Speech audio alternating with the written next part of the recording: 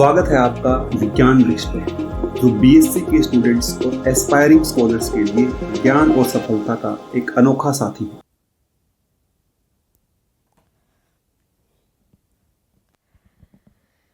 Hello everyone, विज्ञान वृक्ष के ऑनलाइन प्लेटफॉर्म पे आप सभी का स्वागत है। तो जैसे कि आप सब जानते हो, लास्ट क्लास में हमने क्या पढ़ा था। लास्ट क्लास में हमने जितने भी चेन ग्रोथ मैकेनिज्म थी या पॉलीमराइजेशन था विद मैकेनिज्म, उन सब की कहानी हमने पढ़ ली। ठीक है, हमने देखा फ्री रेडिकल मैकेनिज्म क्या होता है या फ्री रेडिकल पॉलीमराइजेशन क्या होता है, क्या क्या उसके लिए कंडीशंस होती है, रिक्वायरमेंट्स क्या होती हैं, कैसे मैकेनिज्म जाता है। ठीक है, फिर वहीं हमने आयनिक पॉलीमराइजेशन की भी बात करी थी। आयनिक में हमने दो टाइप से उसको कैटेगराइज करा था, कैटायनिक और anionic, based on the reactive centre. कि आपका रिएक्टिव सेंटर कार्बोकैटायन है तो उसको हम कैटायनिक पॉलीमराइजेशन के थ्रू फॉर्म करेंगे, और वहीं अगर आपका जो हम बोले कि एक्टिव सेंटर अगर एनायन है तो वहाँ पे क्या बोल देंगे हम उसे, एनायनिक पॉलीमराइजेशन। ठीक है, फिर साथ ही साथ हमने एक इम्पॉर्टेंट कैटलिस्ट की बात करी थी, that is Ziggler NATA catalyst. उसकी जितनी भी कहानी थी वो हमने लास्ट क्लास में पढ़ ली थी। फिर हमने क्या कहा था, फिर मैंने आपसे कहा था कि कुछ जो पॉलीमर्स जो आपके सिलेबस में पूछे जाते हैं, जो इम्पॉर्टेंट है, ठीक है, उनके बारे में हम पढ़ेंगे। ठीक है, उनके बारे में हम पढ़ेंगे। और हमने किसकी भी बात कर ली थी, आपको याद हो तो हमने पॉलीथाइलिन की बात कर ली थी। ठीक है, पॉलीथाइलिन किस तरीके से कैटेगराइज किया जाता है। देखो क्यों पढ़ रहे हैं हम इसको, बिकॉज आपके क्वेश्चंस आपको पता चल चुका है कि भाई ये जो फॉलोइंग मेथड्स हैं ये होते हैं आपके पॉलीमर फॉर्म करने के लिए। ठीक है, मगर बात आती है कि आखिर कौन कौन से पॉलीमर्स बनते हैं, नेचुरल डेली लाइफ में आप यूज़ करते हो, उनका क्या क्या डिफरेंट नाम है, कौन कौन से डिफरेंट पॉलीमर्स हैं, मोनोमर्स क्या होते हैं उनमें, किस मेथड से वो प्रिपेयर किए जाते हैं, काम आपका वो है। ठीक है, इंपॉर्टेंट तो वो चीज़ें हैं आपके लिए जानना कि कैसे पॉलीमर को आप किस मैकेनिज्म से बनाते हो, उसकी क्या खूबियाँ होती हैं, उसकी खूबियों के बेसिस पे, प्रॉपर्टीज़ के बेसिस पे उसकी एप्लीकेशन क्या होती है, वो सब आप पढ़ोगे। और उसी के बेस पे आपके, अगर हम बात करें बीएससी लेवल में, तो वहाँ पे आपको शॉर्ट नोट के फॉर्म में क्वेश्चंस पूछे जाते हैं, कुछ एग्जाम्स में कहीं कहीं एमसीक्यूज में आ जाते हैं। बाकी ये वाला टॉपिक इतना हायर एग्जाम्स के पॉइंट ऑफ व्यू से इंपॉर्टेंट नहीं होता। ठीक है, मगर वहीं अगर बात करो, अगर आप इन फ्यूचर अगर यूपीएससी वगैरह की तैयारी करते हो, जियो साइंटिस्ट वगैरह की तैयारी करते हो, तो वहाँ पे अगर आप देखोगे chemistry as a optional subject लोगे, तो वहाँ पे ये पॉलीमर केमिस्ट्री बहुत बहुत इंपॉर्टेंट टॉपिक होता है, बहुत ज़्यादा इंपॉर्टेंट। बहुत सारे क्वेश्चंस वहाँ से पूछे जाते हैं, थोड़े घुमा के पूछे जाते हैं, डायरेक्ट भी आपसे पूछ सकते हैं कि बताओ आपकी फॉलोइंग जो पॉलीमर्स हैं उनका यूज़ क्या है। आपको अगर उन्होंने सिंपल अगर पॉलीथाइलिन दे दिया कि पॉलीथाइलिन के ऊपर आपको पूरी डिटेल्स देनी है, कुछ भी क्वेश्चन है उसमें बस जो मेन जो फोकस है वो पॉलीथाइलिन पे, तो आपको सिर्फ पॉलीथाइलिन के बारे में कितना ही बता सकते हो, कितनी ही ज़्यादा पेजेस भर सकते हो, नहीं भर सकते। उसके लिए आपके पास जो इनफ नॉलेज और इनफ कंटेंट होना चाहिए ताकि आप अपनी आंसर राइटिंग को इफेक्टिव बना सको। ठीक है, तो ये तो बात रही कि भाई हम क्यों इसको पढ़ रहे हैं। बट आज का टॉपिक मैंने क्या बोला था कि हम अब क्या करेंगे, जो हमने मैकेनिज्म देखे, जो हमने पॉलीमराइजेशन मैकेनिज्म देखे, मेथड देखे, अब उन पे बेस्ड क्या क्या पॉलीमर्स हैं जो हम सिंथेसाइज कर सकते हैं, उनकी बात हमने करने स्टार्ट कर दी थी। सबसे पहले हमने पॉलीथाइलिन पढ़ लिया है। आज की क्लास में उससे नेक्स्ट हम पढ़ने वाले हैं। देखो हमने क्या कहा था कि जितने भी आपके चेन ग्रोथ मैकेनिज्म जो फॉलो करते हैं पॉलीमर्स, उनमें वो कौन से मोनोमर्स यूज़ किए जाते हैं, उसमें विनाइल डेरिवेटिव। तो सारे ही जब आप देखोगे ना, सारे ही ऑलमोस्ट जो आप पॉलीमर यूज़ करने वाले हो, जो किस मेथड से आपके प्रिपेयर किए जाएंगे, चेन ग्रोथ पॉलीमराइजेशन से, वो सब क्या होने वाले हैं, विनाइल डेरिवेटिव होने वाले हैं। तो सबसे पहले तो हमने देख लिया था जहाँ पे जी ग्रुप क्या रहेगा आपका, हाइड्रोजन, और उसको हम क्या बोल दे रहे थे, पॉलीथाइलिन या पॉलीथीन बोल रहे थे। ठीक है, आज की क्लास में हम दूसरा अपना मोस्ट इंपॉर्टेंट पॉलीमर पढ़ने वाले हैं, दैट इज पॉलीप्रोपाइलीन। देखो सबसे ज़्यादा जो यूज़ किया जाने वाला पॉलीमर है वो है आपका पॉलीथीन या पॉलीथाइलिन। उसके बाद सेकंड नंबर पे आता है आपका पॉलीप्रोपाइलीन। ठीक है, उसी ऑर्डर में पढ़ेंगे हम। फिर उसके बाद आपका पॉलीस्टाइरीन। ठीक है, फिर देयर आर नंबर्स ऑफ, आज की क्लास में हम 3 पॉलीमर की मेजर बात करेंगे, जो देखो हेडिंग दिख चुकी होगी, पहले आपको पॉलीथाइलिन, फिर हम बात करेंगे पॉलीस्टाइरीन और पॉलीविनाइल क्लोराइड। इन तीनों की बात आज की क्लास में करेंगे। बच्चे कुछ 5 पॉलीमर्स है, वो हम कोशिश करेंगे कि आपकी नेक्स्ट क्लास में वो ख़त्म कर दें और उसके बाद आपका स्टेप ग्रोथ मैकेनिज्म स्टार्ट कर दें, या फिर उसको हम क्या बोलते हैं, कंडेंसेशन पॉलीमराइजेशन स्टार्ट कर देंगे। ठीक है, तो चलिए फिर बिना देर करे सबसे पहले अपने सबसे पहला पॉलीमर हम उठा लेते हैं। कौन सा है आपका, मतलब आज के टॉपिक का पहला पॉलीमर पॉलीप्रोपाइलीन या पॉलीप्रोपीन भी बोला जाता है इसको। ठीक है, अब देखो जैसा नेम ही बता रहा है, मैंने क्या बोला, पॉलीमर केमिस्ट्री इतनी आसान है कि आपको नाम से ही नाम से ही पॉलीमर वगैरह जो भी चीज़ है उसका काम पता चल जाएगा कि भाई ठीक है इसका काम क्या रहने वाला है, नाम से ही। ठीक है, तो पॉलीप्रोपाइलीन में ही आपको समझ आ गया होगा कि इसका मोनोमर क्या रहने वाला है। सिंपल सी बात है, प्रोपीन इसका मोनोमर रहने वाला है। ठीक है, तो देखिए हम अगर इसके मोनोमर की बात करें या फिर इसको क्या भी बोला जाता है, पॉली मैं इसको वैसे तो it is also known as what, polypropene. ठीक है, पॉलीप्रोपीन भी बोलते हैं एंड एब्रीवेशन या एंड डिनोटेड बाय या एब्रीवेशन बोल लो क्या यूज़ की जाती है, पी। ठीक है, जैसे पॉलीथाइलिन के लिए पीई यूज़ कर लो, इसके लिए पीपी यूज़ की जाती है एब्रीवेशन। ठीक है, क्या भी बोला जाता है, पॉलीप्रोपीन भी बोला जाता है। फिर बात करते हैं इसके मोनोमर की। कहानी सबसे पहले आती है मोनोमर, आखिर इसमें क्या होता है। तो मोनोमर जो यूज़ होता है, देखो वो होता है आपका कुछ इस तरीके से, CH2 डबल बॉन्ड CH। अब कोई G ग्रुप होना चाहिए, विनाइल डेरिवेटिव है तो G ग्रुप होना चाहिए। अब G ग्रुप यहाँ पे क्या होता है, CH3 होता है। कितने कार्बन है, 3, इसीलिए इसको 3 कार्बन, या फिर यहाँ से नंबरिंग करोगे तो फर्स्ट पे क्या आ रहा है, डबल बॉन्ड, इसीलिए इसमें जो आपका मोनोमर यूज़ हो रहा है उसे हम क्या बोलते हैं, प्रोप 1 इन बोल सकते हो या प्रोप इन बोल सकते हो। ठीक है, वट एवर जो आपको पसंद आए। ठीक है, ये क्या है, एक तरीके से आप इसको देखना चाहो, कंपेयर करने की कोशिश करो विनाइल डेरिवेटिव से, तो यहाँ पे G क्या हो जाता है, आपका CH3 ग्रुप हो जाता है, विनाइल डेरिवेटिव। हमने साथ साथ कंपैरिजन भी देख लिया अभी, अच्छा हम इसको विनाइल डेरिवेटिव भी बोल रहे हैं। जब हम पॉलीथीन की बात कर रहे थे तो ये G ग्रुप क्या हो गया था, हाइड्रोजन, वहाँ पे मोनोमर क्या था, इथीन। ठीक है, इतनी चीज़ समझ आए, इतनी चीज़ में यहाँ तक तो कोई दिक्कत आनी नहीं चाहिए। ठीक है, फिर सेकंड बात हम करते हैं इसके स्ट्रक्चर की, कि आखिर इसका स्ट्रक्चर कैसा होता है। किसका स्ट्रक्चर, आपके पॉलीमर का स्ट्रक्चर क्या होता है। मोनोमर तो हमने देख लिया, पॉलीमर का स्ट्रक्चर कुछ इस तरीके से होता है, CH2 सिंगल बॉन्ड CH3, और ये क्या होता है, N नंबर में। ठीक है, एंड जो है आपकी एंड चेन जो है वो डिफरेंट हो सकती है, कम्बिनेशन से बनी है, डिस्प्रपोर्शनेशन से बनी हुई है, या फिर डिहाइड्रोजनेशन क्या हुआ है वहाँ से, उसके बेसिस पे आपका एंड प्रोडक्ट डिफरेंट हो सकता है। ठीक है, कहीं पे हो सकता है एंड में डबल बॉन्ड लग रहा हो, कहीं पे हाइड्रोजन लग गया हो, या फिर क्या हो गया, दो पॉलीमर, दो अगर फ्री रेडिकल बन रहे हैं तो क्या हो गएंगे, आपस में कंबाइन हो चुके होंगे। इस बेसिस पे हमने देखा था डिफरेंट क्या बनते हैं, एंड प्रोडक्ट। तो स्ट्रक्चर की बात हो गई, स्ट्रक्चर कुछ इस तरीके से होता है, या फिर इसे आप कैसे भी रिप्रेजेंट कर सकते हो, कार्बन पे हाइड्रोजन, या इसको आप कैसे भी लिख सकते हो, और कुछ इस तरीके से यहाँ पे क्या है, CH3 ग्रुप। ठीक है, इस तरीके से भी इसको रिप्रेजेंट कर सकते हो। यहाँ तक तो सारी कहानी बहुत ही आसान है। अगर अब थोड़ी हम इसकी हिस्ट्री की बात कर लेते हैं, थोड़ी हिस्ट्री की, कि अच्छा ये आया कहाँ से, किसने पहले इसको सिंथेसाइज करा, किसको हमें इसको सिंथेसाइज करने का क्रेडिट देना चाहिए। तो सुनिए अब कहानी कब की है, वंस अपॉन अ टाइम। ठीक है, 1951 की बात है, जब आपके दो साइंटिस्ट, ठीक है, जब हम बात करें कहाँ पे, फिलिप्स पेट्रोलियम क्या है, एक अमेरिकन ऑयल कंपनी है। ठीक है, वहाँ पे फिलिप्स पेट्रोलियम, उसी का नाम है फिलिप्स पेट्रोलियम। वहाँ पे आपके दो साइंटिस्ट रहे, उन्होंने क्या देखा, ठीक है, उन्होंने जे पॉल होगन और एक थे रॉबर्ट बैंक। ठीक है, मैं उनका नाम लिख देती हूँ, जेपी लिख देती हूँ। ठीक है, जेपी होगन एंड आपके रॉबर्ट बैंक्स। ठीक है। इन्होंने क्या देखा, इन्होंने सबसे पहले जो पॉलीथाइलिन या पॉलीथीन का पॉलीप्रोपाइलिन का जो डेमोन्स्ट्रेशन करा था, ठीक है, कि किस तरीके से प्रिपेयर किया जा सकता है, वो फर्स्ट प्रिपेयर किया था 1951 में, और इन दोनों का बहुत ही बड़ा योगदान रहा था इस चीज़ में, ठीक है। फर्स्ट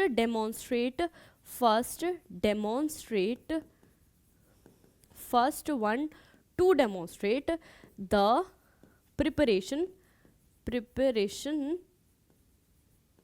ऑफ पीपी, ठीक है, पॉलीप्रोपाइलिन। इतनी चीज समझ आई। फिर अब बात आती है इसकी स्टीरियो की कहानी। भाई किसने बताई? स्टीरियो की बात करते हैं तो स्टीरियो की बात करें तो 1954 में, ठीक है, 1954 में आपके जो साइंटिस्ट रहे थे, अगर आपको याद हो, आपके गुलियो नाटा, ठीक है, और साथ ही साथ उनके साथ कौन थे? आपके साथ थे, इनके साथ थे कार्ल रहन, ठीक है। इन दोनों ने मिलके क्या बताई थी? स्टीरियो बताई थी, स्टीरियो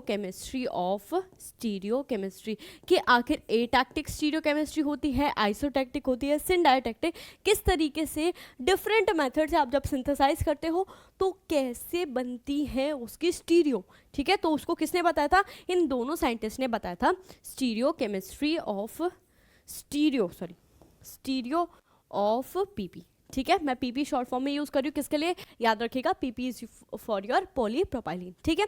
तो ये थोड़ी हिस्ट्री की कहानी थी कि 1951 में इसको बनाया गया था, ठीक है। 1951 में किसने डेमोन्स्ट्रेट किया था? फिलिप्स पेट्रोलियम में काम करने वाले जो साइंटिस्ट थे, JP Morgan and Robert banks, उन्होंने इसको डेमोन्स्ट्रेट करा था, इसके सिंथेसिस को। वो भी हम देखेंगे अब किस तरीके से सिंथेसाइज किया गया। फिर बाद में 1954 में गुलियो नाटा और कर्नल कार्ल रेहन ने इसकी स्टीरियो केमिस्ट्री को बताया, ठीक है, कि भाई स्टीरियो इसकी क्या रहने वाली है, आइसोटैक्टिक रहने वाली है, सिनडायोटैक्टिक रहने वाली है, ठीक है। उसकी बात करते हैं। फिर अब बात, इतनी चीज़ तो इसके थोड़ा इंट्रो की बात हो गई, ठीक है। अब बात आती है कि आखिर इसके सिंथेसिस हम कैसे कर सकते हैं, ठीक है। सिंथेसाइज करने के लिए कौन सा मेथड यूज़ करें? तो देखिए, वैसे तो ज़्यादातर जो भी आप अभी पॉलीमर पढ़ोगे, ठीक है, जितने भी पॉलीमर पढ़ोगे वो दो तरीके से बनाए जाएंगे आपके। किससे? फ्री रेडिकल मैकेनिज्म, यानी कि चेन ग्रोथ मैकेनिज्म है, उसमें आप कैटायनिक पाथ भी फॉलो करवा सकते हो, अनायनिक पाथ भी फॉलो करवा सकते हो, ठीक है। और क्योंकि विनाइल पॉलीमराइजेशन का हमने देखा था कि बहुत सारे ड्रॉबैक्स थे, उनको ओवरकम करने के लिए ZN हम कैटलिस्ट यूज़ करते थे। तो और हम क्या कर सकते हैं, आपके इस पॉलीमर को आप ZN कैटलिस्ट की हेल्प से भी प्रिपेयर करा सकते हो, ठीक है। तो वहीं हम देखें, अगर हम मैकेनिज्म की बात करें तो यहाँ पे कौन से मैकेनिज्म से सिंथेसाइज कराया जा सकता है? It can B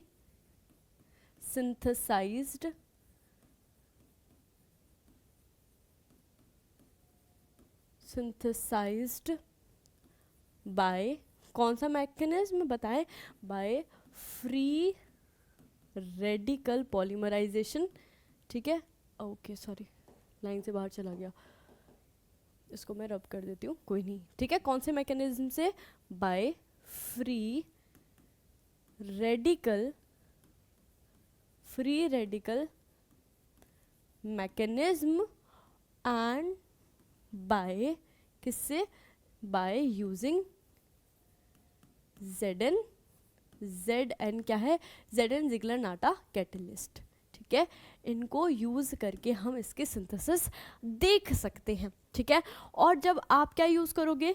free radical mechanism use करने वाले हो, फ्री रेडिकल मैकेनिज्म जब आप यूज़ करोगे तो उससे जो आपका पॉलीमर बनेगा, ठीक है, जो आपका पॉलीमर बनेगा उसकी स्टीरियो कैसे आने वाली है? तो याद रखिएगा वो कैसे आती है? अटैक्टिक स्टीरियो देखने को मिलती है, ठीक है। यानी कि आपका कैसा पॉलीमर मिलता है? अटैक्टिक पॉलीमर मिलता है। और ये हमने अपनी प्रीवियस क्लासेस में बहुत अच्छे से पढ़ा था कि अटैक्टिक स्टीरियो क्या रिप्रेजेंट करती है, सिनडायोटैक्टिक स्टीरियो क्या रिप्रेजेंट करती है, और आइसोटैक्टिक स्टीरियो क्या रिप्रेजेंट करती है। तो मैं उसको अब डिस्क्राइब नहीं करूँगी, प्रीवियस क्लासेस का आपको याद होना चाहिए, ठीक है। नेक्स्ट अगर हम बात करें, अगर हम ZN कैटलिस्ट को यूज़ करते हैं तो देखो हमने इसकी खूबियाँ पढ़ी थी कि हम कैसे आइसोटैक्टिक भी फॉर्म कर सकते हैं, सिनडायोटैक्टिक भी फॉर्म कर सकते हैं। तो ये चीज़ ध्यान रखिएगा कि हम आइसोटैक्टिक और सिंडायोटैक्टिक तीनों ही पॉलीमर इसके बना सकते हैं by using the favourable condition. ठीक है, तो ये ध्यान रखिएगा जो आपका पीपी है वो तीनों स्टीरियोज में फॉर्म किया जा सकता है, आटैक्टिक में भी, सिंडायोटैक्टिक में, आइसोटैक्टिक में भी, तीनों स्टीरियो में इसको फॉर्म करवाया जा सकता है। ठीक है, ये बात हो गई। अब इसकी मैकेनिज्म में कैसे इन्वॉल्व होता है उस सब चीज़ों की कहानी हम नहीं पढ़ेंगे, क्योंकि हम मैकेनिज्म की बात करें, पॉलीमराइजेशन का मेथड की बात करें तो वो हम पहले पढ़ के आ चुके हैं। ठीक है, इतनी चीज़ तो कोई दिक्कत नहीं होगी। वैसे अगर मेजरली बात करें तो सिंडायोटैक्टिक हम जेड कैटलिस्ट से यूज़ कर जेड कैटलिस्ट से फॉर्म कराते हैं। ठीक है, इतनी चीज़ समझ आई। अब बात करते हैं इनकी प्रॉपर्टीज़ की कि भाई क्या क्या प्रॉपर्टीज़ है। तो देखो मैंने पहले भी बताया था कि अगर आप बात करो आइसोटैक्टिक या सिंडायोटैक्टिक की तो वो बहुत अच्छे से पैक हो सकते हैं। ठीक है, उसका एग्जांपल देके भी मैंने आपको समझाया था। अच्छे से पैकिंग होने की वजह से इनकी हाई मॉलिक्यूलर प्रॉपर्टीज़ होती हैं, हाई स्ट्रेंथ होती है, हाई मेल्टिंग पॉइंट होता है। ठीक है, और स्ट्रॉन्ग या फिर हम बोले हाई टेंसाइल स्ट्रेंथ होती है। मगर वहीं हम ए टैक्टिक पे आ जाते हैं तो वो सॉफ्ट होता है, फ्लैक्सिबल होता है। ये सब चीज़ों की बात हमने पहले करी थी। और इसकी लो क्रिस्टलाइनिटी होती है। ये सब चीज़ों की हम बात कर चुके हैं। वही प्रॉपर्टीज़ यहाँ पे आप लिखने वाले हो दोबारा से।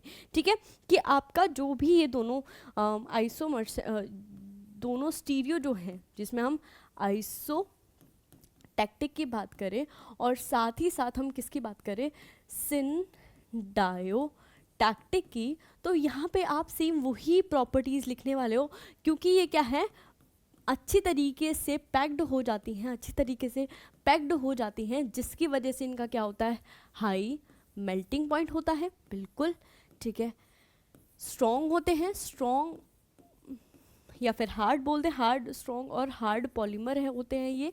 ठीक है, सॉफ्ट नहीं होते, फ्लेक्सिबल नहीं होते। वहीं अगर हम बात करें और क्या प्रॉपर्टीज़ थी बताएं, तो इनकी क्या थी, स्ट्रॉन्ग मैकेनिकल प्रॉपर्टीज़ थी।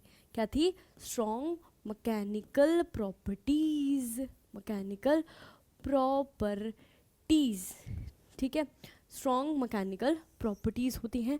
साथ ही साथ अगर बोल सकते हो तो आप इसकी हाई टेंसाइल स्ट्रेंथ होती है। क्या होती है, हाई टेंसाइल स्ट्रेंथ होती है। इतनी चीज़ें समझ आई, इतनी चीज़ें समझ आई तो बताएं। ठीक है, ये प्रॉपर्टीज़ हम पहले भी पढ़ चुके हैं, कुछ इसमें नई बात है नहीं। ठीक है, पहले भी पढ़ ली थी हमने, जस्ट एक तरीके से आपका क्या हो गया, रिवीजन। सेकंड, अगर हम बात करें अटैक्टिक की, तो अटैक्टिक में हमने क्या कहा था, भाई कोई रेगुलर स्टीरियो तो होती नहीं है।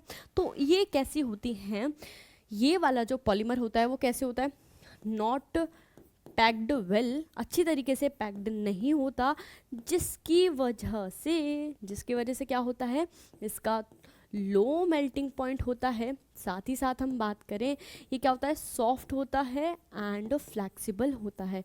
क्या, पॉलीमर। ठीक है, पॉलीमर कैसा होता है, सॉफ्ट और फ्लैक्सिबल पॉलीमर आपको मिलता है। और साथ ही साथ इसकी क्या होती है, लो क्रिस्टलैन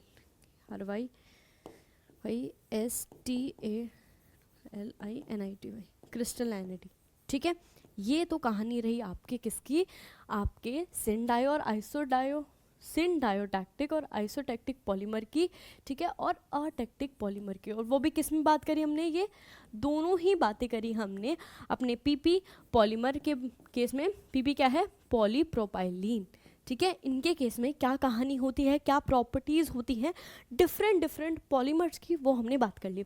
अब इन्हीं प्रॉपर्टीज़ के बेसिस पे इसके हम एप्लीकेशन देखेंगे। ठीक है, इसकी क्या देखने वाले हम, एप्लीकेशन देखने वाले हैं। ठीक है, तो देखो यहाँ तक तो मेरे हिसाब से किसी को कोई दिक्कत होगी नहीं।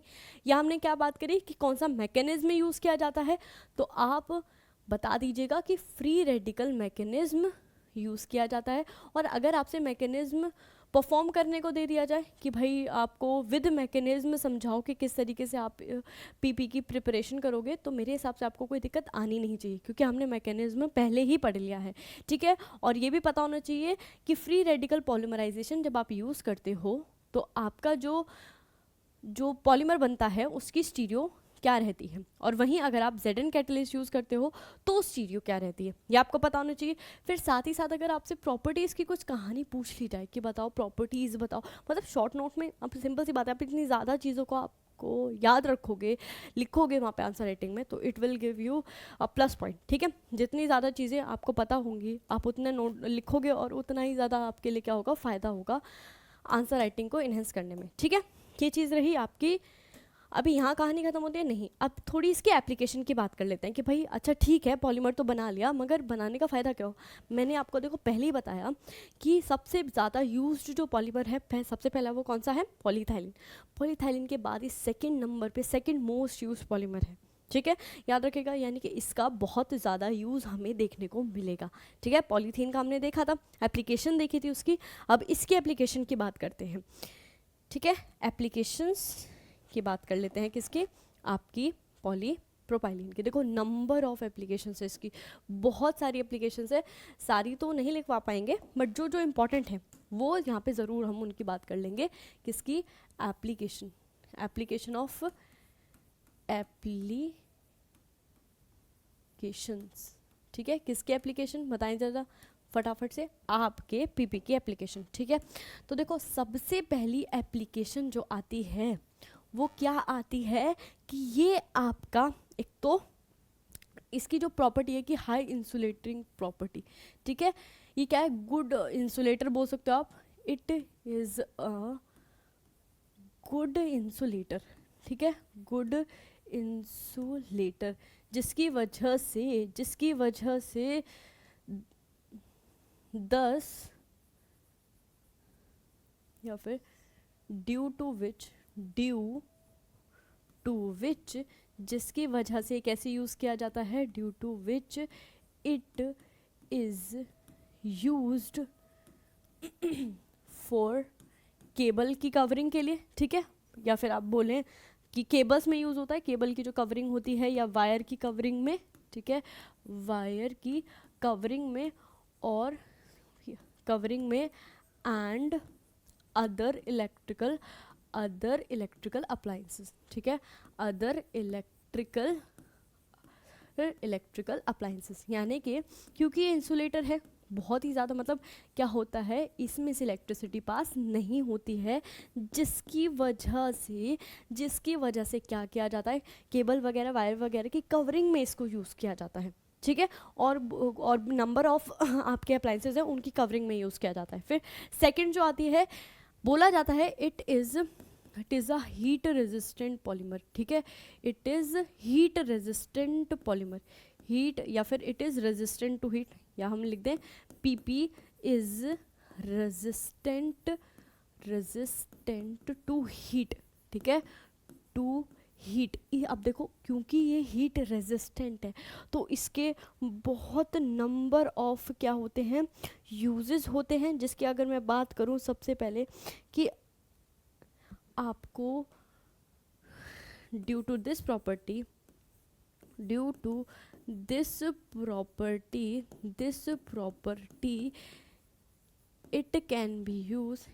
it is used to make क्या, आपके फूड कंटेनर। ठीक है, फूड कंटेनर, लंच बॉक्स वगैरह हो गए, उन सब में इसको यूज़ किया जाता है। सेकंड बात करें तो हम इसकी बात करें, देखो आपके जो ऑटोमेटिव मोल्डिंग वगैरह होती हैं, सीट्स होती है, सीट कवर होते हैं, कारपेट्स वगैरह होते हैं, मैट्स होते हैं, या फिर रोप होती है, उनमें इसको यूज़ किया जाता है। तो बाद में लिखती हूँ इट यूज्ड फॉर मेकिंग आपके ऑटोमोटिव मोल्डिंग्स। ठीक है, मोल्डिंग्स, ऑटोमोटिव मोल्डिंग्स में ये बनाने में ये यूज़ किया जाता है। कार की जो कार सीट कवर, ठीक है, उसके लिए यूज़ किया जाता है। साथ ही साथ मैंने क्या बोला, ये किस में यूज़ किया जाता है, आपका किस में यूज़ किया जाता है, और नेक्स्ट सीट कवर, और ये यूज़ किया जाता है आपका मैट्स में। ठीक है, मैट्स वगैरह में, रोप्स में, देखो रोप्स में इतनी इससे जो बनने वाली जो आपकी रोप होती है वो कैसी होती है, वो बहुत ही लाइट वेट होती है। मतलब अगर आप उसको पानी के ऊपर रख दोगे ना तो वो तैरने लग जाएगी, बहुत लाइट वेट होती है। ये चीज़ समझाने के लिए ये वाला एग्जांपल बताया मैंने। और आपका फैब्रिक कारपेट बनाने के लिए, ठीक है, कारपेट बनाने के लिए भी ये यूज़ किया जाता है। तो ये तो बहुत देखो इजी से सिंपल से एग्जांपल है, ठीक है। यहाँ तक किसी को कोई दिक्कत तो हुई नहीं होगी, बहुत इजी सिंपल एग्जांपल, ठीक है। आगे बात करते हैं। देखो क्योंकि ये बहुत चीप होता है, लो मेकिंग कॉस्ट भी होती है इसकी। क्या बोला हमने, एक तो ये क्या है, PP is cheap and have high volume, ठीक है। क्योंकि ये चीप होता है, हाई वॉल्यूम होता है, इसीलिए इससे हम क्या बना सकते हैं, यूज्ड टू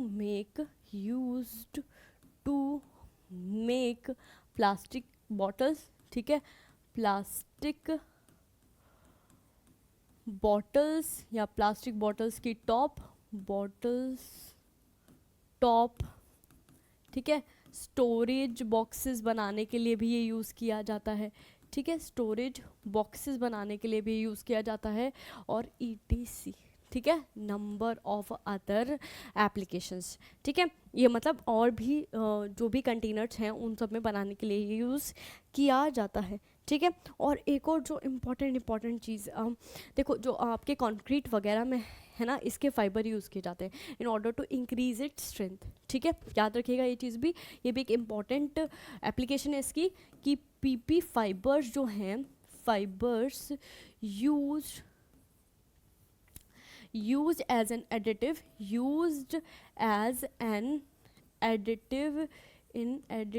in concrete में, ठीक है।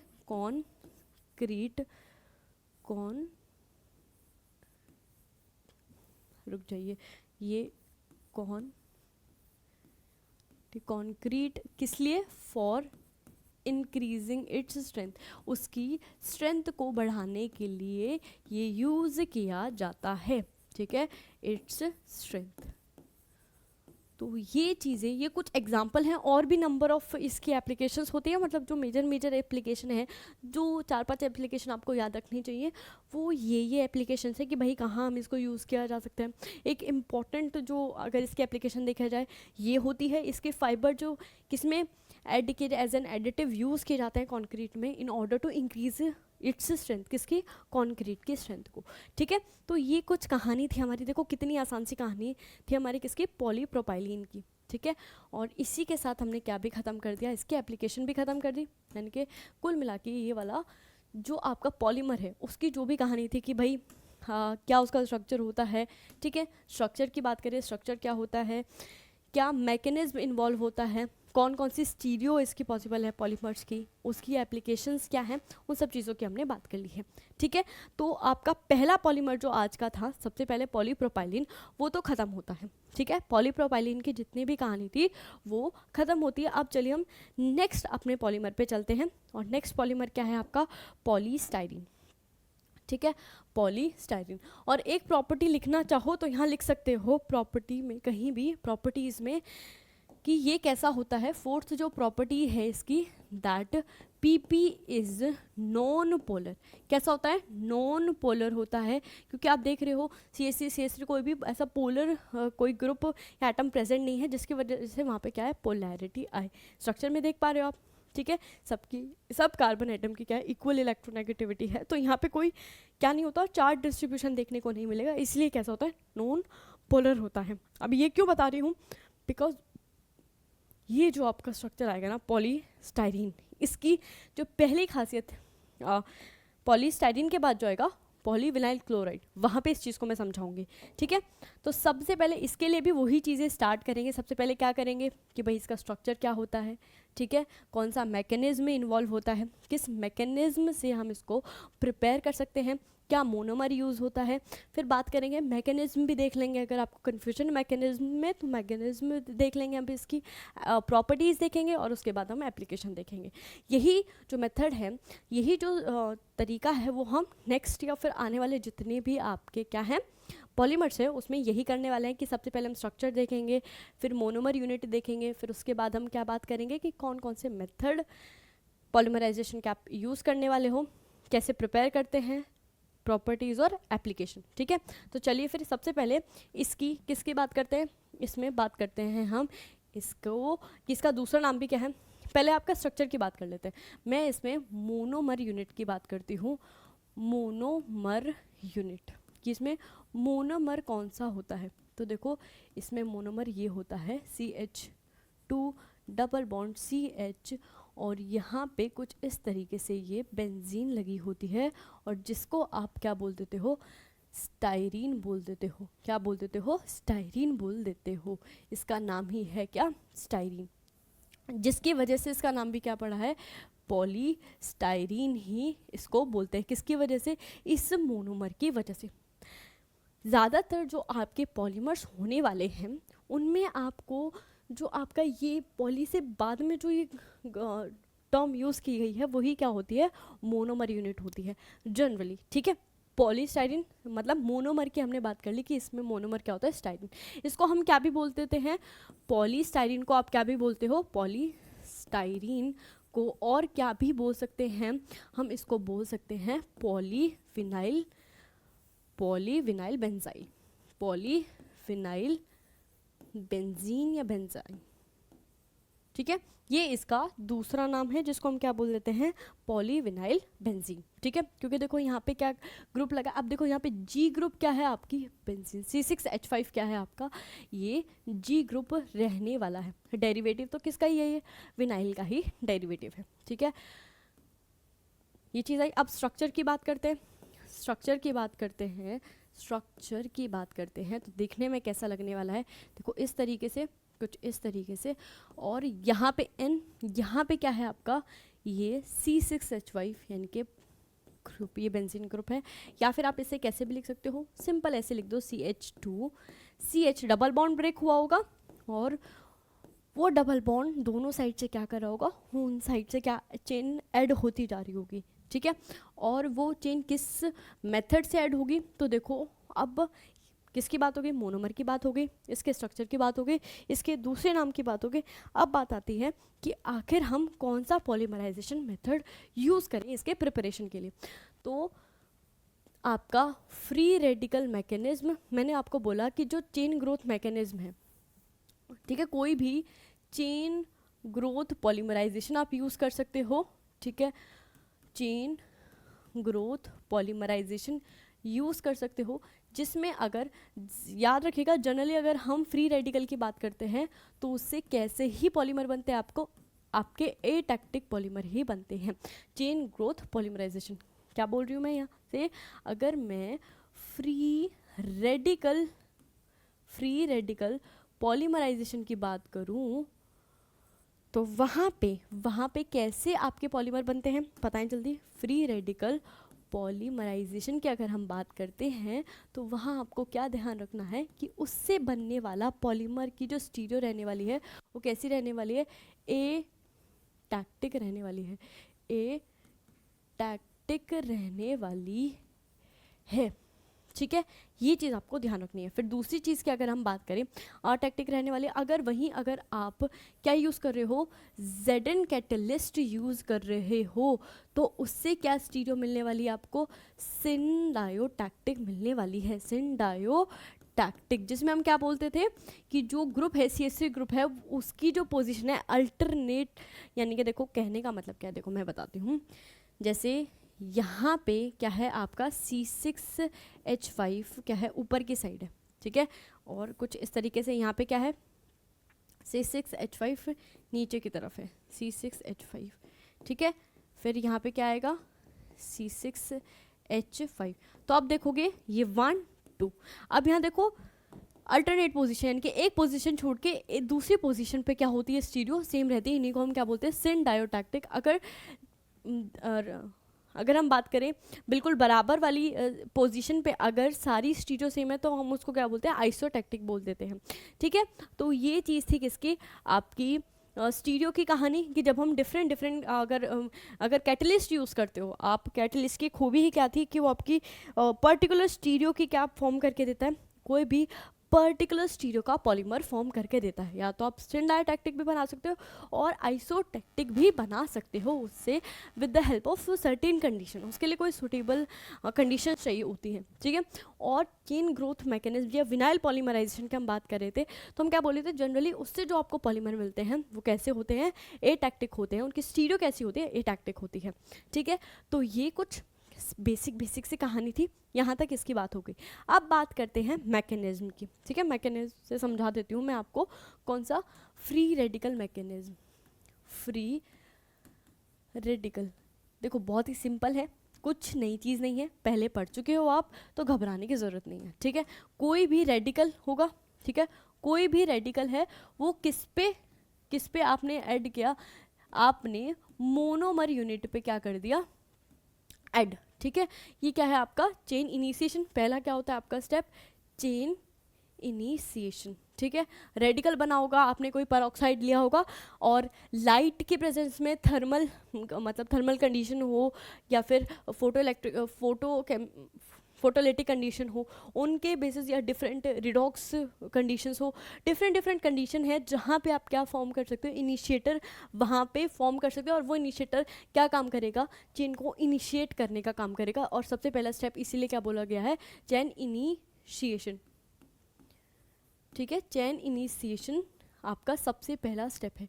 होगा क्या इसमें, रेडिकल बना है, अब ये रेडिकल क्या करेगा, इस मोनोमर यूनिट पे एड ऑन होके क्या होगा, देखो क्या होगा, यहाँ पे देखो, यहाँ पे ये बॉन्ड होमोलिटिक क्लीवेज होगा और एक इलेक्ट्रॉन इसके पास, एक इलेक्ट्रॉन इसके पास, और ये वाला जो एक इलेक्ट्रॉन है वो किसके साथ बॉन्ड फॉर्म कर लेगा, इस रेडिकल के साथ। और यहाँ पे आपको क्या फॉर्म होता हुआ नजर आएगा, आपको इन रेडिकल और कार्बन के बीच में बॉन्ड फॉर्म होता हुआ नजर आएगा। और क्या बनता हुआ नजर आएगा, आपका एक फ्री रेडिकल बनता हुआ नजर आएगा। तो यहाँ पे चेन इनिशिएट हो गई, आपका रेडिकल फॉर्म हो गया किसमें, मोनोमर यूनिट का, ठीक है। अब क्या होगा, नेक्स्ट स्टेप क्या है, chain propagation. Chain propagation chain propagation यानी कि अब ये चेन आगे बढ़ती रहेगी, यानी कि ये जो आपकी क्या बना है, ये जो आपका रेडिकल बना है वो बाकी जो मोनोमर यूनिट है उनको क्या करेगा, अफेक्ट करेगा। कैसे अफेक्ट करेगा, आपका यहाँ पे क्या है, C6H5, यहाँ पे था CH, ठीक है, CH C6H5। अब होगा क्या, फिर से होमोलिटिक क्लीवेज होगा, ठीक है। और एक इलेक्ट्रॉन इसके पास, और ये अपना इलेक्ट्रॉन क्या करेगा, इस रेडिकल के साथ कंबाइन करने में यूज़ कर लेगा। और क्या बनेगा, कुछ इस तरीके से आपका हाई ऑर्डर का या फिर हाई चेन वाला आपको क्या बनता हुआ दिखाई देगा, रेडिकल बनता हुआ दिखाई देगा। यहाँ पे बॉन्ड बन गया किसके इसके बीच में, इस वाले कार्बन और इस रेडिकल और दूसरे वाले मोनोमर के कार्बन के बीच में। और यहाँ पे कुछ इस तरीके से आपका रेडिकल फॉर्म होता हुआ नज़र आएगा। और ऐसे ही ये चेन क्या होती रहेगी, प्रोपोगेट होती रहेगी। तो आपकी क्या यूनिट बनेगी, CH2 CH C6H5, आप लिख सकते हो CH2 CH C6H5, ठीक है, N। और यहाँ पे आपका क्या मिलेगा, आपको लास्ट में रेडिकल बनता हुआ नज़र आएगा। कुछ इस तरीके से बहुत ही लंबी क्या बनेगी, आपकी चेन बनती हुई नज़र आएगी। लास्ट स्टेप क्या होता है, चेन टर्मिनेशन। चेन टर्मिनेशन तो क्या होगा, ये जो आपकी लार्ज वो बनी है यूनिट RCH2, इसको क्या बोलूँगी, R, यहाँ भी लिख सकती हूँ मैं CH2 CH, ठीक है, और यहाँ पे C6H5 N, और यहाँ पे क्या है CH2 CH रेडिकल C6H5। घबराइएगा मत, सेम ही बातें हैं ये दोनों, ठीक है। यहाँ n+1 लिख दूंगी तो बात तो वही सेम रहेगी। क्या हो सकता है, कॉम्बिनेशन हो सकता है, कहने का मतलब दो रेडिकल आपस में कंबाइन कर जाएं और कुछ इस तरीके से आपको एक लार्ज पॉलीमर चेन फॉर्म करके दे दे n, ठीक है।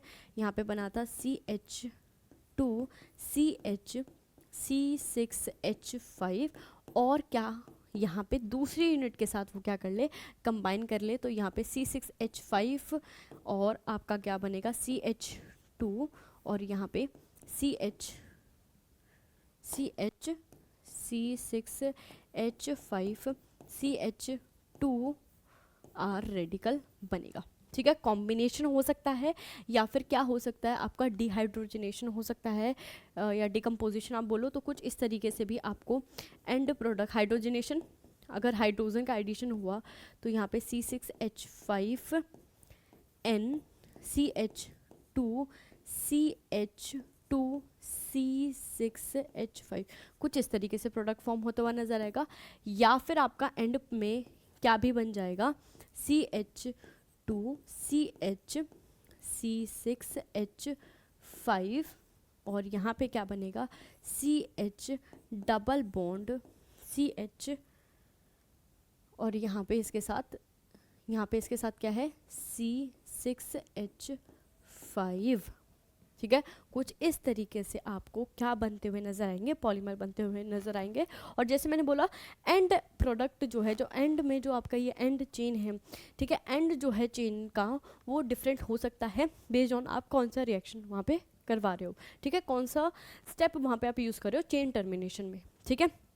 आपका कॉम्बिनेशन से कुछ और लॉन्ग चेन पॉलीमर बन सकता है। अगर आपने क्या करवाया, हाइड्रोजन ऐड करवाई होगी तो आपका क्या हुआ होगा, यहाँ पे रेडिकल में क्या होगी, एक हाइड्रोजन ऐड हो गई होगी, फिर डिहाइड्रोजनेशन कराएगा, इनके हाइड्रोजन रिमूव करवाई होगी तो यहाँ पे डबल बॉन्ड आ जाएगा, ठीक है। सो ये आपके डिफरेंट क्या फॉर्म हो सकते हैं, पॉलीमर फॉर्म हो सकते हैं, ठीक है। तो ये किसकी बात थी, मैकेनिज्म जो था फ्री रेडिकल मैकेनिज्म। अब बात आती है, मैंने क्या बोला, फ्री रेडिकल से आपका क्या भी बन सकता है। देखो यहाँ पे अगर देखो C6H5 दोनों सेम दोनों कार्बन पे क्या आ रहा है, C6H5 आ रहा है। देखिए ए टैक्टिक आपको जनरली फॉर्म होता हुआ मिलता है किससे, आपके फ्री रेडिकल मैकेनिज्म से। अब बात करते हैं किस चीज़ की, कि भाई ये एडिशन कहीं पे लिखा होता है हेड टू टेल मैनर में जुड़ते हैं, उसका मतलब समझते हैं। हेड टू टेल मैनर का मतलब क्या है, CH2 डबल बॉन्ड CH और ये रहा आपका C6H5, ठीक है। इसका कहने का मतलब क्या है कि हेड टू टेल मैनर में जुड़ते हैं। देखो ये वाला जो कार्बन है इसको आप मानिए हेड, ठीक है, जिस पे आपका क्या लगा हुआ है, ये आपका बेंजाइल ग्रुप लगा हुआ है, उसको आप क्या मान लीजिए हेड, उसको हेड बोला जाता है। और जिस पे कोई ग्रुप नहीं लगा हुआ उसको टेल बोला जाता है। अब क्या बोल रहे हैं कि यहाँ पे जो एडिशन होता है वो हेड टू टेल मैनर में होता है। मतलब यहाँ पे देखो जैसे CH2 है, फिर यहाँ क्या है CH और ये क्या है C6H5। अब ये बताओ ये कैसा है, आपका हेड है, सिंपल सी बात है, ये क्या है आपका हेड है, ये आपका टेल है। तो इस हेड से आके दूसरे वाले मोनोमर का क्या जुड़ेगा, हेड नहीं टेल जुड़ेगा। ये याद रखिएगा, हेड नहीं क्या जुड़ेगा, टेल जुड़ेगा, कुछ इस तरीके से, ठीक है। और पॉसिबिलिटी क्या हो सकती है, जैसे कि ये हो जाए कि हेड के साथ क्या हो जाए, हेड के साथ टेल तो कंबाइन हो गया, हेड के साथ हेड कंबाइन हो जाए, ऐसा भी हो सकता है। C6H5 ऐसे भी बोल रहे हैं कि ऐसे भी हो सकता है, CH2, ठीक है। These are possible conditions. और क्या भी हो सकता है कि आपका क्या हो, टेल टू टेल, यानी कि C6H5 CH2, यहाँ पे भी CH2 CH और ये क्या है C6H5 CH2, ठीक है। तो यहाँ पे आप क्या देखोगे, यहाँ पे देखिए आपका हेड था, यहाँ देखिए आपका क्या था, टेल। ये क्या है, टेल है दूसरे मोनोमर का, और ये क्या आ गया, हेड। फिर यहाँ देखेंगे आप, ये क्या है आपका टेल, ये क्या है हेड, और ये दूसरे मोनोमर का क्या आ गया, हेड, और फिर यहाँ गया है टेल। यहाँ देखेंगे पहले हेड आया, फिर टेल, फिर हेड और फिर टेल, ठीक है। तो बस ये वाला नहीं लेते, तीसरा मोनोमर आ जाएगा, ठीक है। तो यहाँ पे आपने क्या देखा, हेड टू टेल, ठीक है, हेड और टेल कंबाइन हो रहे हैं। यहाँ पे आपने क्या देखा, हेड से हेड कंबाइन हो रहा है, हेड और हेड का कॉम्बिनेशन है। और बात करें ये क्या है, टेल और टेल का कॉम्बिनेशन। तो बात करें कौन सा ज़्यादा बेहतर होता है और कौन सा ज़्यादा स्टेबल होता है, तो उसमें हेड टू टेल मैनर में ही आपका क्या होगा, एडिशन होने वाला है। क्यों, ऐसा क्यों, इसको प्रेफर क्यों किया जाता है, because of less steric hindrance, because of less steric hindrance, less steric hindrance and stability of free radical, ठीक है, फ्री रेडिकल की स्टेबिलिटी। कहने का मतलब बनेगा क्या फ्री रेडिकल आपका, देखो ऐसे कुछ बनेगा, CH2CH radical over this benzene. और ये जो रेडिकल है ना, वो क्या करेगा, आपकी इस बेंजीन पे भी क्या करेगा, घूमेगा। ठीक है, इस बेंजीन पे भी डीलोकलाइज होगा, जिसकी वजह से कुछ इस तरीके से आपको रेजोनेटिंग स्ट्रक्चर बनता हुआ नजर आएगा। ठीक है, ये चीज़ रही कि भाई क्यों हेड टू टेल मैनर ही ज़्यादा इफेक्टिव है, ज़्यादा प्रिफर किया जाता है। So this is the reason behind that कि आपका क्या होता है, एक जो लेस स्टेरिक हिंड्रेंस साइट होती है, वहाँ पे जो देखो, यहाँ पे अगर दोनों बल्कि ग्रुप दूर दूर रहेंगे तो स्टेरिक रिपल्शन क्या होगा, कम होगा। इसीलिए वो वाला मैनर या ये वाला जो कॉम्बिनेशन है वो प्रेफर किया जाता है। ऑल्सो जो आपका बनने वाला फ्री रेडिकल है वो इस बेंजीन ग्रुप से क्या हो जाता है, स्टेबलाइज हो जाता है।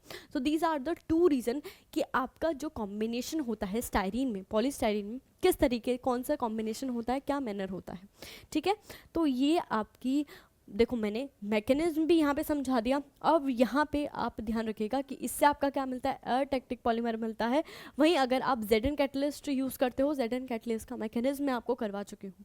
ठीक है, तो वो यूज़ करते हैं तो आपको कैसा मिलता है, सिनडायोटैक्टिक पॉलीमर फॉर्म होता हुआ नज़र आता है। ठीक है, यहाँ तक किसी को कोई दिक्कत हो तो बताओ।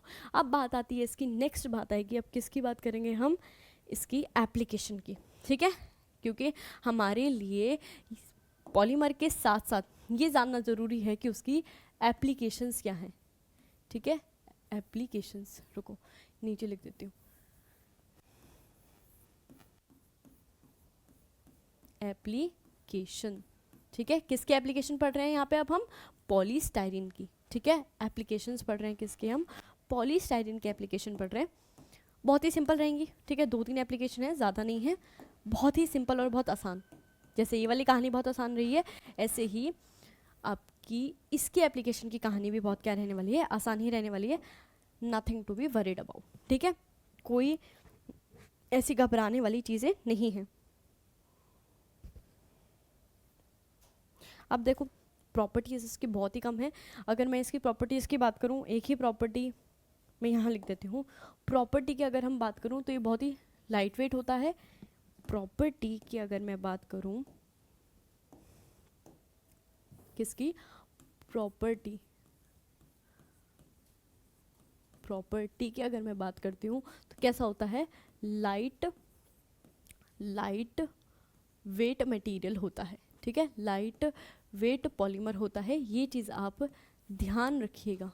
ठीक है, लाइट वेट पॉलीमर होता है, ये चीज़ ध्यान रखिएगा। फिर बात आती है नेक्स्ट कहानी किस चीज़ की आती है, नेक्स्ट कहानी ये आती है कि इसकी एप्लीकेशन क्या है। तो देखो, पहली जो एप्लीकेशन अगर मैं बात करूँ तो ये जो आपकी फ्रिज, टीवी, रेडियो वगैरह, इन सब की जो कवरिंग होती है उसमें ये यूज़ किया जाता है। ठीक है, किसमें, जो आपकी पहले तो मैं बात करूँ polystyrene is used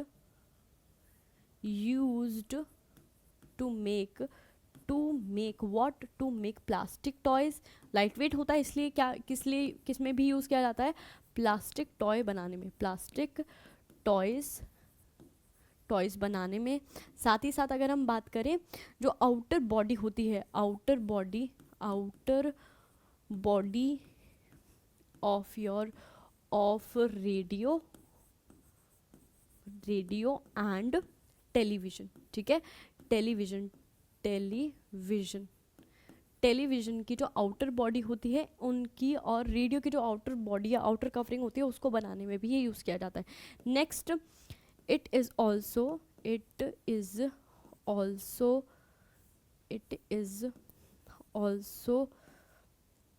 used for preparing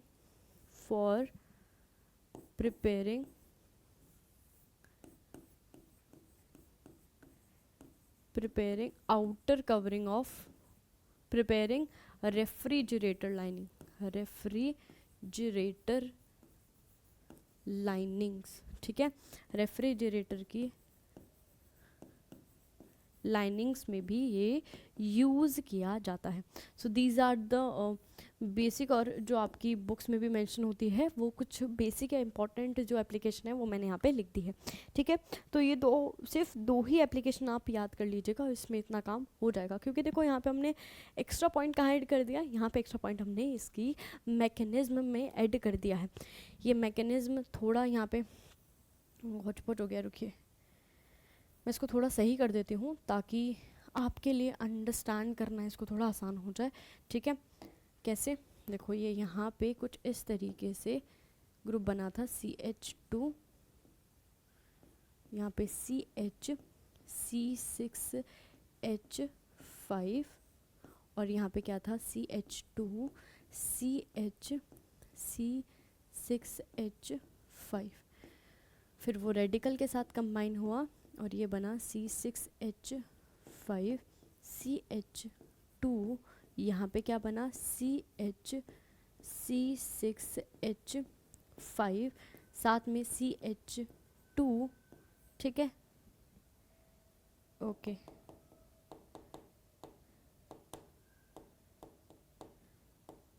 ये ब्रैकेट क्यों लगा दिया, यहाँ पे पहले आएगा CH, अरे सही था, छोड़िए, C6H5 ब्रैकेट CH2N, और यहाँ पे क्या था रेडिकल, ठीक है, रेडिकल एट द एंड, और ये कौन सा था कॉम्बिनेशन, ठीक है, ये चीज़ ध्यान रखिएगा। और दूसरा क्या बना सकते हो आप, और मैं दूसरे पेन से यूज़ करती हूँ बनाने की, ताकि थोड़ा आपको अच्छी तरीके से दिख जाए, नज़र आ जाए और समझ आ जाए कि किस तरीके से डिफरेंट प्रोडक्ट बने थे। CHN आपका एक प्रोडक्ट बना था CH2, CH2, C6H5, एक ये प्रोडक्ट बना था, ठीक है। और क्या भी बन सकता है आपका कुछ इस तरीके से CH2, CH, C6H5N, ठीक है। और क्या बना सकते हो यहाँ पे आप CH डबल बॉन्ड CH और C6H5, ये और दो प्रोडक्ट्स हैं जो आपको मिल सकते हैं बाय डिफरेंट रिएक्शन मेथड, ठीक है। तो यहाँ तक की कहानी किस किस को समझ आई, यहाँ तक की कहानी हमने देखो दो आपका पॉलीस्टाइरीन भी कंप्लीट कर लिया, पॉली प्रोपाइलिन भी कर लिया, और तीसरा जो आप अगर याद करो तो आपने नेक्स्ट पिछली क्लास में किसकी बात करी थी, पॉलीइथाइलिन। तो वहाँ पे अभी हमने कितने पॉलीमर्स की बात कर ली है, देखो हमने वैसे तो इन टोटल 3 पॉलीमर की बात कर ली है, और आज की क्लास के हिसाब से 2 पॉलीमर की बात कर लिया। और अब जो इम्पॉर्टेंट आपका पॉलीमर आने वाला है, नेक्स्ट जो थर्ड इम्पॉर्टेंट पॉलीमर है वो क्या, उसका नाम क्या है, पॉलीविनाइल क्लोराइड, जिसको आप पीवीसी बहुत सुना होगा आपने, पीवीसी पाइप्स, ठीक है। तो वो जो है ना, वो जो पीवीसी पाइप है वो यही है पॉलीविनाइल क्लोराइड। देखो आपको एक एप्लीकेशन तो इसकी यहीं से पता चल चुकी है कि पाइप्स वगैरह में यही यूज़ किया जाता है, ठीक है। तो हम इसको कैसे भी रिप्रेजेंट करते हैं, पॉलीविनाइल क्लोराइड, आप इसको ऐसे पूरा लिख सकते हो, या फिर आप इसको क्या भी बोलते हो, पीवीसी भी बोलते हो, पीवीसी भी बोलते हो। मोनोमर की बात करें, सबसे पहले मोनोमर की बात करें तो विनाइल क्लोराइड होने वाला है, ठीक है। उसका स्ट्रक्चर कैसा होता है, CH2 डबल बॉन्ड CH और ये रहा Cl, ठीक है। इसको हम क्या बोल देते हैं, विनाइल क्लोराइड। ये इसका क्या होता है, मोनोमर का स्ट्रक्चर होता है। बात करें इसके स्ट्रक्चर की, इसका स्ट्रक्चर क्या होता है, किसका, अरे you structure of your PVC, ठीक है। पीवीसी के स्ट्रक्चर की बात करें तो कैसा स्ट्रक्चर होता है, कुछ इस तरीके से CH2Cl N, ठीक है। अब देखो यहाँ पे क्या एक अगर हम बात करें कार्बन और Cl के कंपेयर करें इलेक्ट्रोनेगेटिविटी, तो कौन ज़्यादा इलेक्ट्रोनेगेटिव होता है, क्लोरीन। तो यहाँ पे इलेक्ट्रोनेगेटिव एटम आ जाता है, जिसकी वजह से यहाँ पे क्या हो जाता है, चार्ज डिस्ट्रीब्यूशन आपको देखने को मिलता है। और आप क्या बोल देते हो कि ये वाला जो पॉलीमर होता है वो कैसा होता है, पोलर होता है। तो याद रखिएगा कि पीवीसी इज पोलर पॉलीमर, ठीक है। पोलर क्या है, पॉलीमर है, ठीक है। Why, due to the presence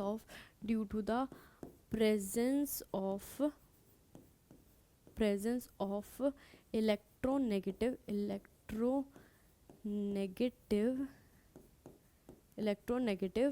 chlorine atom, ठीक है। मोर इलेक्ट्रोनेगेटिव क्लोरीन एटम की प्रेजेंस की वजह से क्या देखने को मिलता है, चार्ज डिस्ट्रीब्यूशन देखने को मिलता है, यानी कि पोलैरिटी जनरेट हो जाती है। ये क्या है, पार्शियल नेगेटिव, इस पे क्या आ जाएगा, पार्शियल पॉजिटिव, और इस पे क्या आ जाएगा, पार्शियल पॉजिटिव। तो यहाँ पे क्या देखने को मिला आपको, चार्ज का डिस्ट्रीब्यूशन देखने को मिला because of the presence of what, because of the presence of Cl group. क्योंकि Cl कैसा होता है, इलेक्ट्रोनेगेटिव, यानी कि इलेक्ट्रॉन अपनी तरफ खींचने की कोशिश करेगा। तो यहाँ पे मैं इसको चाहूँ तो ऐसे रिप्रेजेंट कर देती हूँ, ये क्या करेगा, इलेक्ट्रॉन को क्लोरीन से ऐसे ही डाइपोल रिप्रेजेंट करते हैं कि कहाँ से इलेक्ट्रॉन क्लाउड कहाँ से कहाँ की तरफ खींच रहा है, तो कहाँ से, कार्बन से किसकी तरफ जा रहा है, क्लोरीन की तरफ, क्योंकि वो ज़्यादा ताकतवर है, वो इलेक्ट्रॉन डेंसिटी को अपनी तरफ खींचने की कोशिश करेगा, जिसकी वजह से वो थोड़ा अमीर हो जाएगा, थोड़ा सा अमीर होगा, इस वजह से उस पर कैसा चार्ज आएगा, पार्शियल नेगेटिव। कंप्लीट चार्ज नहीं आया है, पार्शियल चार्ज आया, इसलिए पार्शियल नेगेटिव। और क्योंकि बेचारा कार्बन, उसके पास इलेक्ट्रॉन डेंसिटी कम हो रही है, तो उस पर कैसा चार्ज आएगा, पार्शियल पॉजिटिव चार्ज आएगा। पार्शियल पॉजिटिव चार्ज आया तो क्या करेगा, थोड़ा बाजू वाले से भी थोड़ा इलेक्ट्रॉन खींचने की कोशिश करेगा, मगर वो इतना इफेक्टिवली नहीं खींच पाएगा जितना क्लोरीन खींचेगा, इसलिए बराबर वाले पे बहुत ही कम पार्शियल चार्ज आता है, ठीक है। तो ये बात हो गई भाई कि क्यों हम बोल रहे हैं कि भाई ये पोलर है, या क्या क्या रीज़न रहा होगा इसकी पोलैरिटी का। बहुत सिंपल सा रीज़न था, बहुत सिंपल सी कहानी थी। क्या यहाँ तक की चीज़ें आपको समझ आई, क्या यहाँ तक की चीज़ें आपको समझ आई, यहाँ तक तो समझना देखो बहुत आसान था, बहुत ही आसान था, बहुत ही ज़्यादा आसान था, ठीक है। अब बात करते हैं कि इसमें भी देखो जो मैकेनिज्म इन्वॉल्व होने वाला है, तो वही सेम मैकेनिज्म कौन सा इन्वॉल्व होता है।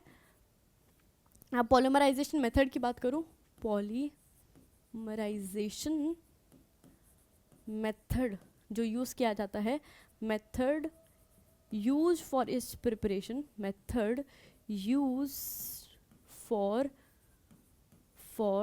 the preparation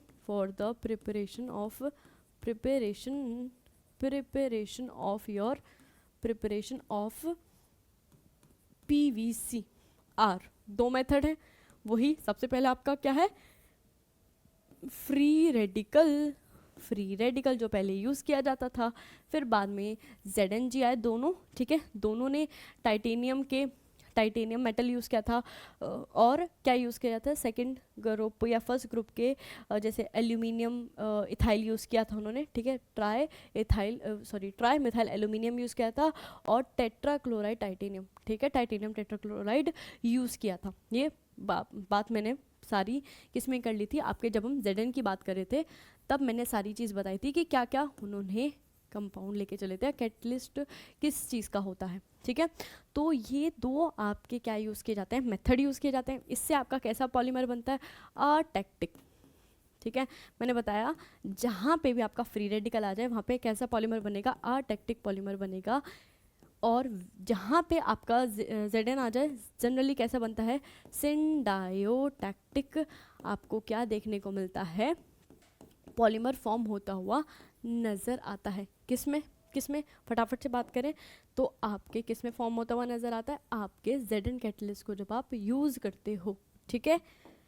Zn कैटलिस्ट को आप जब यूज़ करते हो, क्या इतनी चीज़ समझ आई, ये तो हम अभी तक यही चीज़ करते हैं, अभी दोनों ही पॉलीमर में हमने यही चीज़ कही कि जब हम फ्री रेडिकल यूज़ कर रहे हैं तो अटैक्टिक पॉलीमर बन रहा है, ठीक है। और आपका जब हम सिनडायोटैक्टिक अगर पॉलीमर बनाना है तो हमें क्या यूज़ करना पड़ेगा, जेड कैटलिस्ट यूज़ करना पड़ेगा। यहाँ तक तो हमने कोई चीज़ ऐसी है नहीं जो नई चीज़ पढ़ी होगी, मगर और एक चीज़ जो नहीं पढ़ी थी हमने, क्या कि ये कैसा होता है, पोलर होता है, ठीक है। यहाँ हमने लिख लिया पीवीसी इज पोलर पॉलीमर, ठीक है।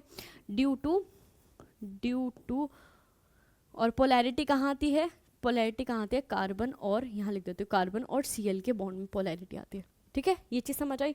अब नेक्स्ट इसका जो टी यानी कि ग्लास ट्रांजिशन टेम्परेचर जो होता है इसका बहुत हाई होता है। ग्लास, अब ये नई चीज़ पढ़ ले, ये ग्लास ट्रांजिशन टेम्परेचर कहाँ से आ गया मैम, तो बताते हैं अभी क्या होता है ये, ठीक है। बाकी जब हम इसकी फिजिकल प्रॉपर्टीज़ की बात करेंगे तो वहाँ पे आप और अच्छे तरीके से समझ पाओगे। ग्लास ट्रांजिशन टेम्परेचर होता क्या है, जब आपका कोई भी अमॉर्फस, जो भी आपका अमॉर्फस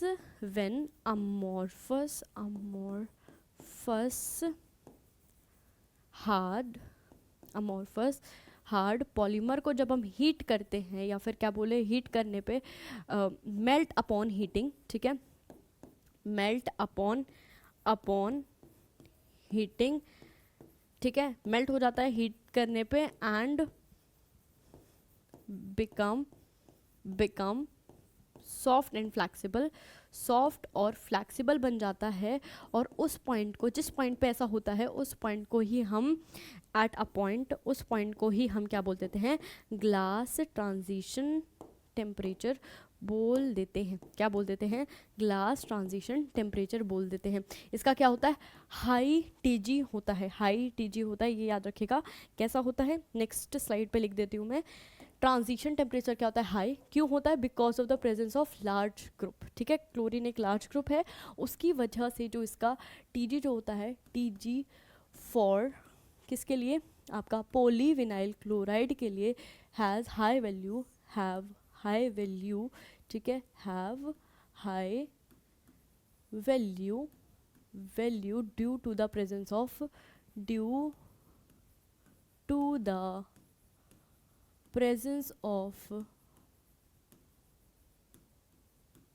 लार्ज ग्रुप, ठीक है, लार्ज एटम की प्रेजेंस की वजह से ही आपको क्या देखने को मिलता है, यहाँ पे क्या देखने को मिलता है, जल्दी फटाफट से बताओ।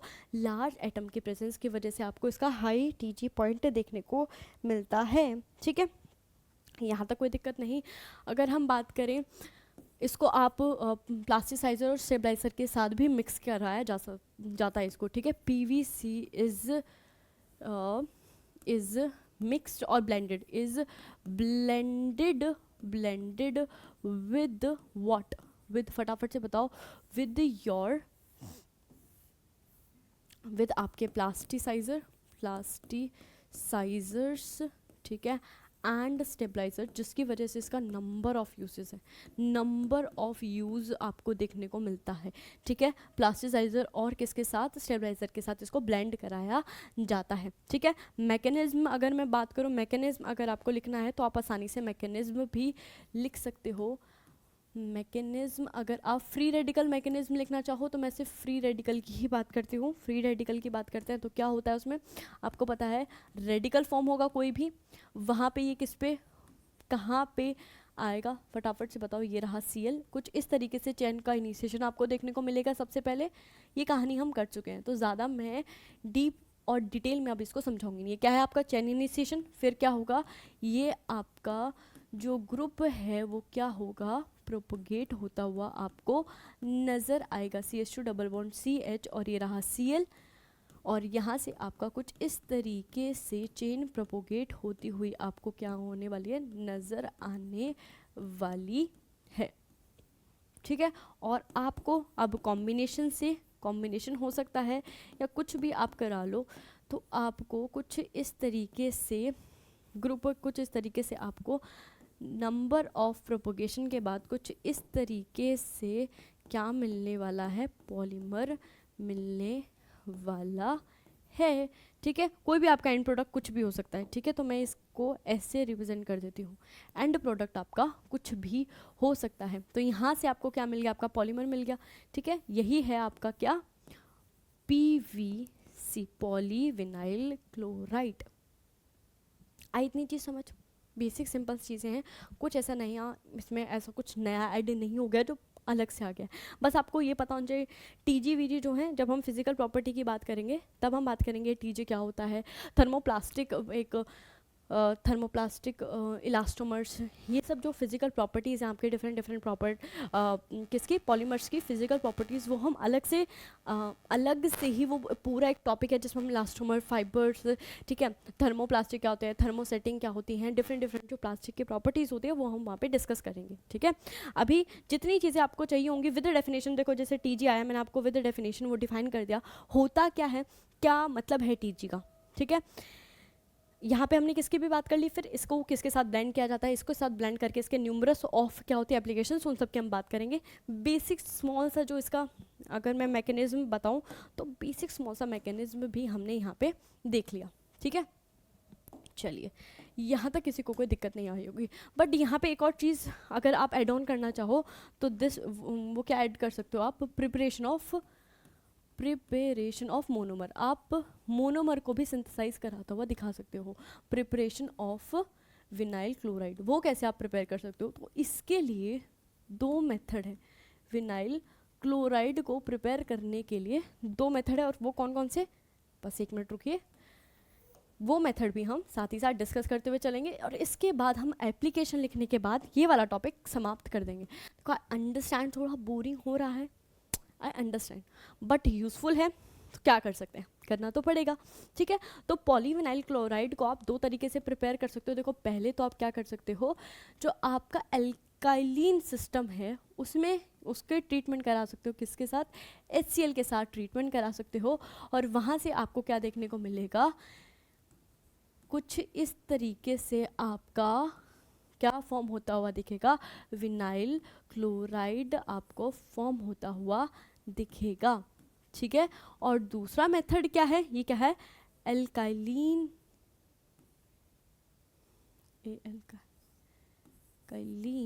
सिस्टम, ठीक है, एल्काइन वाइन, YENE, ठीक है, इसे हम इथाइन बोल देंगे, इथाइन, इथिन नहीं, इथाइन, सेकेंड इथाइन लिख देते हो, इथाइन, ठीक है। नेक्स्ट क्या आएगा आपका, कि आप क्या कर सकते हो, आप CHCl, यहाँ पे आप क्या करा सकते हो, हाइड्रोक्लोरीनेशन, ठीक है, क्लोरीनेशन, यानी कि HCl का रिमूवल करा सकते हो, HCl का रिमूवल करा सकते हो फ्रॉम व्हाट, इथाइल डाइक्लोराइड,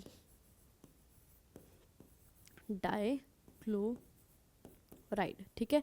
इसमें से आप क्या करा सकते हो, HCl का रिमूवल करा सकते हो, ठीक है। किसी भी साइड से, लेटर सपोज इस साइड से क्या गया है, Cl, हाइड्रोजन या Cl गया है तो डबल बॉन्ड रहेगा, और इस साइड से क्या गया है, हाइड्रोजन, तो कुछ इस तरीके से आपको क्या बनता हुआ दिखेगा, विनाइल, HCl का रिमूवल हुआ है, यहाँ से क्या गया है, क्लोरीन, यहाँ से क्या गया है, हाइड्रोजन, यहाँ से क्लोरीन रिमूव हुआ है, और यहाँ से एक क्या रिमूव हुआ है, हाइड्रोजन, इसीलिए इसका नाम क्या रखा गया है, डिहाइड्रोक्लोरीनेशन, ठीक है। और यहाँ से आपका क्या बना है, विनाइल क्लोराइड बन के मिल चुका है आपको, ठीक है। तो ये भी आपका मतलब पूछा जा सकता है, या फिर आप बता सकते हो, यहाँ पे जो टेम्परेचर रिक्वायर्ड होता है वो 873 से 920 केल्विन के अप्रॉक्स टेम्परेचर पे आप इसको हीट करते हो, ये मिलता है। यहाँ पे आप इसके लिए मरकरी सॉल्ट आप यूज़ कर सकते हो एज एन कैटलिस्ट, मरकरी के सॉल्ट कैसे यूज़ कर सकते हो, एज अ कैटलिस्ट। ये कहानी रही आपकी किसकी, आपकी प्रिपरेशन ऑफ विनाइल क्लोराइड की, जो बेसिक सी कहानी है कि किस तरीके से हम उसको प्रिपेयर कर सकते हैं। एक और स्टेप अगर आगे बढ़ा जाए कि आप मोनोमर को ही कैसे सिंथेसाइज कर सकते हो, तो वो भी आपने देख लिया है, ठीक है। अब क्या बचता है, बस इसका एप्लीकेशन पार्ट बचता है। क्या बचता है, एप्लीकेशन सिंपल, आपको पता है, पहला तो यही आ जाएगा कि PVC क्या है, एक स्ट्रॉन्ग क्या है, PVC hard and strong polymer होने की वजह से strong polymer.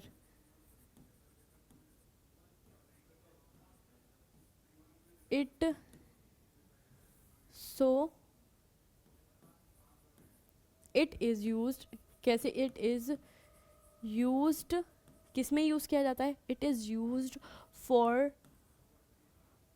making pipes वगैरह, ठीक है, for making pipes वगैरह में यूज़ किया जाता है,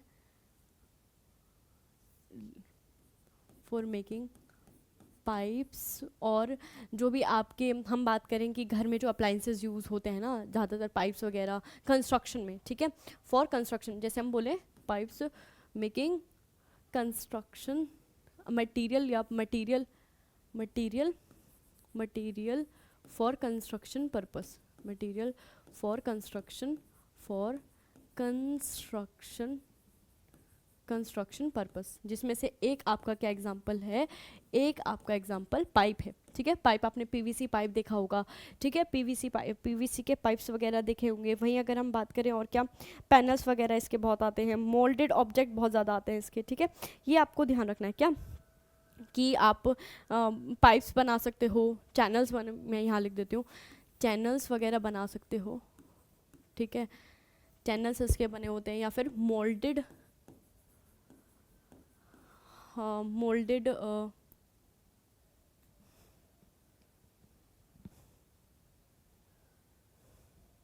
मोल्डेड ऑब्जेक्ट्स आप इसके बना सकते हो। क्या बना सकते हो?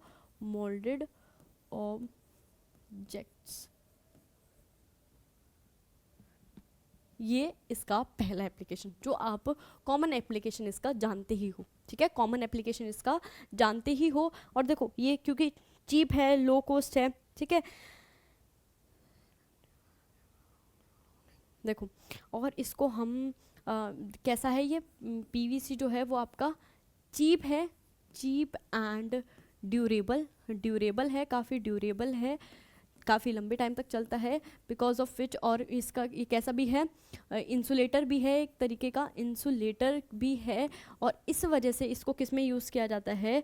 Used for making for cable की कवरिंग में, ठीक है, केबल की कवरिंग में, वायर की कवरिंग में, ठीक है, वायर कवरिंग, इन सब में इसको यूज़ किया जाता है, ठीक है। नेक्स्ट जो है कि पीवीसी प्लास्टिसाइज़र को, ठीक है, प्लास्टिसाइज़र को हम किसी भी एस्टर के साथ हाई मिक्स्ड विद या फिर ब्लेंडेड विद लिख लो, या मिक्स्ड, ब्लेंडेड लिख देती हूँ मैं, ठीक है, blended with high boiling point ester, जिस भी एस्टर का हाई बॉइलिंग पॉइंट हो उसके साथ इसको क्या करा जाता है? इसके प्लास्टिसाइज़र को मिक्स किया। देखो अभी मैंने क्या बोला था कि इसको ब्लेंड किया जाता है प्लास्टिसाइज़र और स्टेबलाइज़र के साथ, और मैंने कहा था इसका बहुत ही अच्छा क्या कहते हैं यूज़ मतलब इसका बहुत अच्छे यूज़, बहुत पर्पस में इसको यूज़ किया जाता है। तो कौन कौन से पर्पस में यूज़ किया जाता है? देखो, मिक्स करने के बाद किसके बहुत हाई बॉइलिंग पॉइंट वाले एस्टर के साथ किस में यूज़ किया जाता है? ये आपके रेनकोट वगैरह बनाने में, ठीक है, रेनकोट बनाने में, हैंड बैग्स बनाने में, ठीक है, हैंड बैग्स बनाने में, बहुत सारे कर्टेन्स बनाने में भी ये यूज़ किया जाता है, यानी कि ऐसा फाइबर ही यूज़ किया जाता है, ठीक है। और अगर हम बात करें शू की सोल के लिए भी ये यूज़ किया जाता है, शू सोल, इन सब में ये बहुत इम्पोर्टेंट रोल प्ले करता है, ठीक है। इतनी चीज़ समझ आई। अब देखो इसका ये सब तो क्या हो गया, कुछ कुछ यूज़ हो गए, मगर एक इसका जो ये हम बोलें कि डिसएडवांटेज है, डिसएडवांटेज की तरह ही समझिए, डिसएडवांटेज जो है इसका, ठीक है, वो क्या है कि ये आपका अनस्टेबल होता है, अनस्टेबल विद आपका किसके साथ? HCl के साथ, ठीक है, unstable with your what? Heat और लाइट के साथ, ठीक है, heat, unstable in the presence